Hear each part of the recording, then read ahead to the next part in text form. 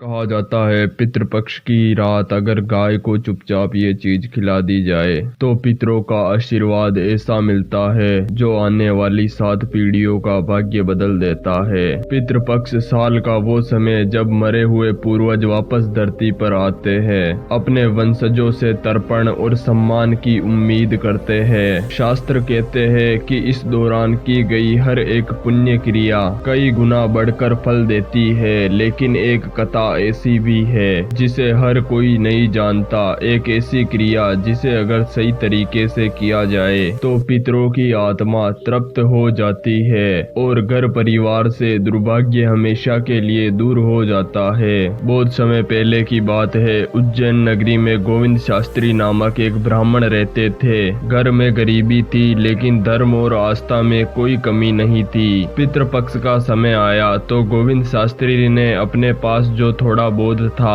उसी से पितरों का तर्पण किया। लेकिन उस रात उनके स्वप्न में एक वृद्ध साधु आए। उनका चेहरा तेजस्वी था और आंखों में करुणा भरी हुई थी। उन्होंने कहा, ए गोविंद, तर्पण तो तुमने कर लिया लेकिन तुम्हारे पितृ अभी भी तृप्त नहीं हुए। अगर तुम वास्तव में उनका श्राद्ध पूरा करना चाहते हो तो कल सूर्य उदय से पहले गाय को एक विशेष चीज चुपचाप खिला देना। गोविंद शास्त्री चौंक गए। उन्होंने पूछा, कौन सी चीज और क्यों चुपचाप? साधु मुस्कुराकर बोले, सही समय पर सही चीज खिलाओगे तो तुम्हारे पितृ इस बार साक्षात तुम्हें दर्शन देंगे, लेकिन अगर जरा भी गलती हुई तो इसके भयंकर परिणाम होंगे। ये कहकर साधु गायब हो गए। गोविंद शास्त्री रात भर सो नहीं पाए। सुबह होते ही वो सोच में पड़ गए, आखिर ये कौन सी चीज है जो गाय को खिलानी है और क्यों साधु ने इस बारे में चुप रहने को कहा।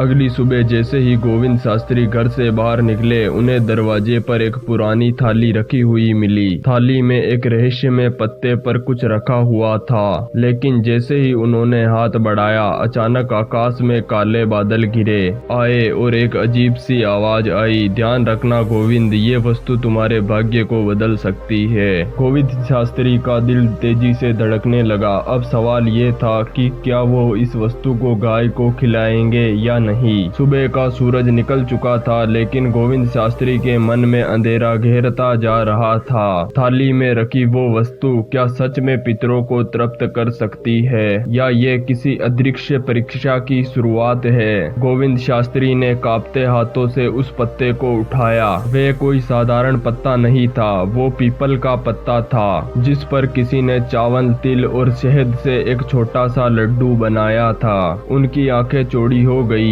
ये तो वही है जो शास्त्रों में पितृ मोदक कहा जाता है, लेकिन ये यहाँ पर आया कैसे? तभी उनके कानों में उसी रहस्य में साधु की आवाज गूंजी, याद रखो, इसे सूर्योदय के तीसरे पहर में बिना कुछ कहे गांव की सबसे पुरानी गाय को खिलाना और ध्यान रहे कोई तुम्हें देख न ले। गोविंद शास्त्री का मन डरा और श्रद्धा में डोल रहा था। उन्होंने थाली को घर के भीतर रखा और कहा, ठीक समय पर ऐसा करेंगे। जैसे जैसे समय बीतने लगा अजीब घटनाएं होने लगी। घर के कोने में रखा दिया अपने आप बुझ गया। कुएं का पानी निकालने पर उसमें हल्की सी धुंध नजर आने लगी और आंगन में बैठे कौवे अचानक से जोर जोर से काऊ काऊ करने लगे। शास्त्री को महसूस हुआ कि पूरा घर किसी अनजानी शक्ति से गिर चुका है। उसकी पत्नी डर गई और बोली, स्वामी, ये सब अब शकुन लग रहा है, कृपया इस वस्तु को घर से बाहर फेंक दीजिए। लेकिन गोविंद शास्त्री को अपने पितरों का चेहरा याद आ गया। उन्होंने दृढ़ स्वर में कहा, नहीं, ये परीक्षा है, अगर मैंने इसे अधूरा छोड़ा तो पितर नाराज हो जाएंगे। निर्धारित समय जैसे ही पास आया, उन्होंने थाली उठाई और गांव के सबसे पुरानी गाय की तरफ चल दिए। रास्ते में उन्हें ऐसा लगा जैसे कोई उनका पीछा कर रहा हो।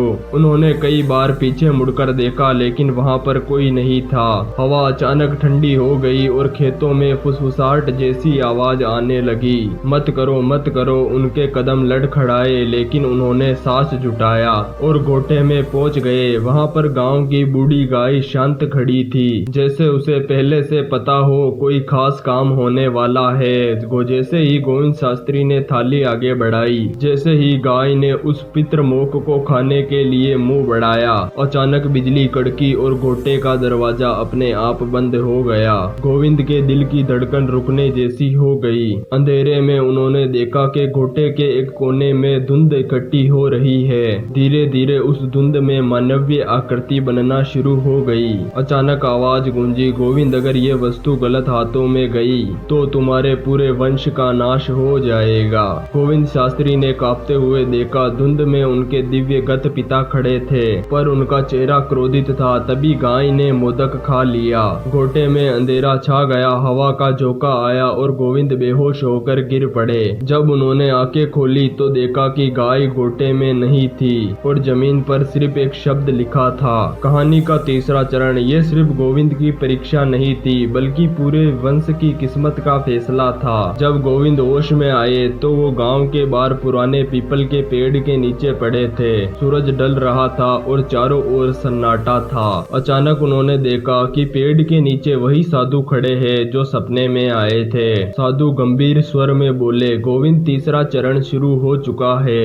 अब तुम्हें अपने पितरों से सीधा सामना करना होगा। तैयार हो? गोविंद ने हाथ जोड़ दिए। स्वामी मैं तैयार हूँ, लेकिन कृपया बताइए कि ये सब क्या है। मेरी गाय गायब हो गई और पिता का चेहरा क्रोध से भरा हुआ क्यों था? साधु मुस्कुराए और बोले, गाय सिर्फ एक माध्यम थी। तुमने जो मोदक उसे खिलाया वो असल में तुम्हारे पितरों तक पहुंच चुका है, लेकिन तुम्हारे पितरों की आत्मा अब तृप्त होगी जब तुम उनकी अधूरी प्रतिज्ञा पूरी करोगे। इतना कहते ही साधु के पीछे से धुंध उठी और उसमें गोविंद के पितर प्रकट हुए, उनके पिता, दादा और परदादा। उनके चेहरे पर एक साथ गर्व, पीड़ा और उम्मीद का भाव था। पिता बोले, गोविंद हमारे वंश पर एक श्राप है। कई वर्षों पहले हमारे पूर्वजों ने एक गाय को बिना कारण मारा था। तब से हमारे वंश में गरीबी और दुख का साया बना हुआ है। तुमने मोदक खिलाकर हमारे द्वार खोल दिए, लेकिन इसे पूरी तरह मिटाने के लिए तुम्हें एक कार्य करना होगा।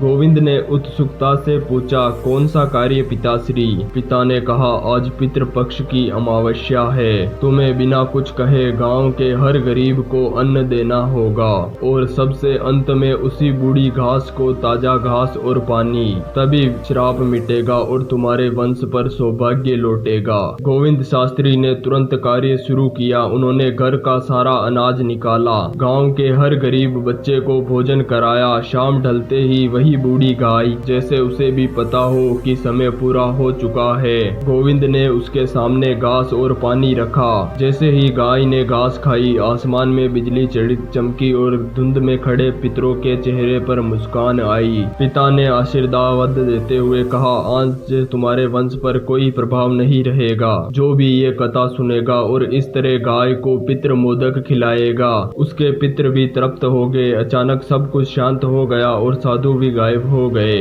धन्यवाद। मिलते हैं अगली वीडियो में। अगर इस वीडियो का कोई भी पार्ट आपको आपत्तिजनक लगा हो तो हमें कमेंट करके जरूर बताइए।